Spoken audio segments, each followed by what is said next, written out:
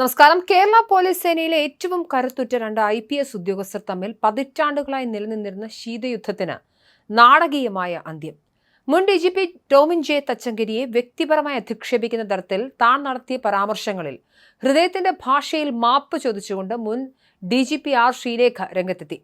മറുനാടൻ special ചാനലിന് നൽകിയ അഭിമുഖത്തിൽ മറുനാടൻ ചീഫ് എഡിറ്റർ ഷാജൻ സ്കറിയയോടാണ് തച്ചങ്കരിക്കെതിരെ R ശ്രീലേഖ വെളിപ്പെടുത്തലുകൾ നടത്തിയത്. തച്ചങ്കരിക്കെതിരെ നടത്തിയ വെളിപ്പെടുത്തലുകൾ വലിയ വിവാദത്തിന് കാരണമായി. ഇതിന് പിന്നാലെയാണ് തികച്ചും അപ്രതീക്ഷിതമായ മാപ്പ് പറച്ചിൽ. ഞാൻ മാപ്പ് ചോദിക്കുന്നു, ഹൃദയത്തിന്റെ ഭാഷയിൽ മാപ്പ് ചോദിക്കുന്നു. വിരമിച്ച ശേഷം ഒരു ശപഥമെടുത്തിരുന്നു, പഴയ കാര്യങ്ങളൊന്നും പറയില്ലെന്ന്. എന്നാൽ ആ ശപഥം ഞാൻ തെറ്റിച്ചു. അതുകൊണ്ടൊരു സഹോദരി എന്ന നിലയിൽ ടോമിൻ എനിക്ക് മാപ്പ് തരണം എന്നാണ് ശ്രീലേഖ വീഡിയോയിലൂടെ അഭ്യർത്ഥിച്ചത്.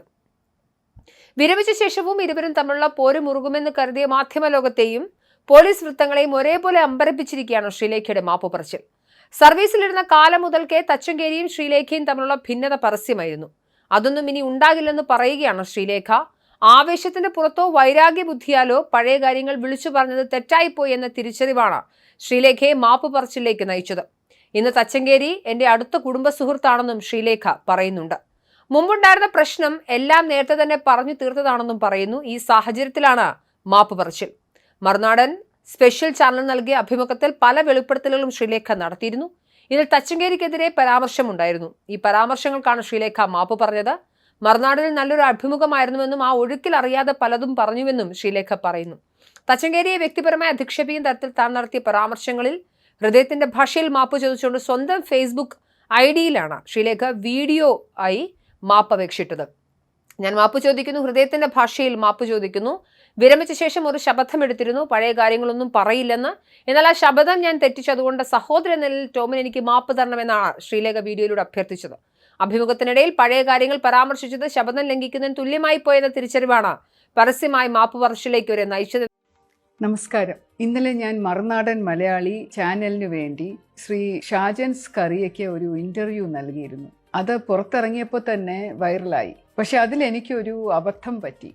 നല്ല രസമായിട്ട് സംസാരിച്ച് പോകുമ്പോൾ ഒരു ഒഴുക്കിപ്പെട്ടങ്ങ് പോവുമായിരുന്നു ഞാൻ. ചിന്തിക്കാതെ പല കാര്യങ്ങളും ഒരു മറയും ഇല്ലാതെ അങ്ങ് തുറന്നു പറഞ്ഞു. എനിക്ക് ഒരു വിഷമം, ഒരു കരകരാന്നിങ്ങനെ ഉണ്ടായിരുന്നു ആ ഇൻ്റർവ്യൂ കൊടുത്തപ്പോൾ തൊട്ട്. എനിക്കൊരാളോട് പ്രത്യേകിച്ച് മാപ്പ് പറയാനുണ്ട്. എൻ്റെ ബാച്ച്മേറ്റും വളരെ അടുത്ത ഫ്രണ്ടും ആയ ശ്രീ ടോമിൻ തച്ചങ്കരിക്ക് ഇത് കാരണം എന്തെങ്കിലും ബുദ്ധിമുട്ടുണ്ടായിട്ടുണ്ടെങ്കിൽ ഞാൻ ഹൃദയത്തിൻ്റെ ഭാഷയിൽ മാപ്പ് ചോദിക്കുകയാണ്. കാരണം ടോമിൻ ഇപ്പോൾ വളരെ നല്ല ഒരു സുഹൃത്താണ്, എൻ്റെ ഫാമിലി ഫ്രണ്ടാണ്. വിരമിച്ച ശേഷം ഞങ്ങൾ ഒരു ശപഥം എടുത്തിരുന്നു, ഇനിയും പഴയ കാര്യങ്ങളൊന്നും പറയില്ല എന്ന്. അത് ഞാൻ പാലിച്ചില്ല. എൻ്റെ തെറ്റ്. മിയ കൾപ്പ, മിയ മാക്സിമ കൾപ്പ. Tomin please forgive me. ഒരു സഹോദരി ചേച്ചി എന്ന നിലയ്ക്ക് എനിക്ക് മാപ്പ് തരണം. Tomin, I am sorry again.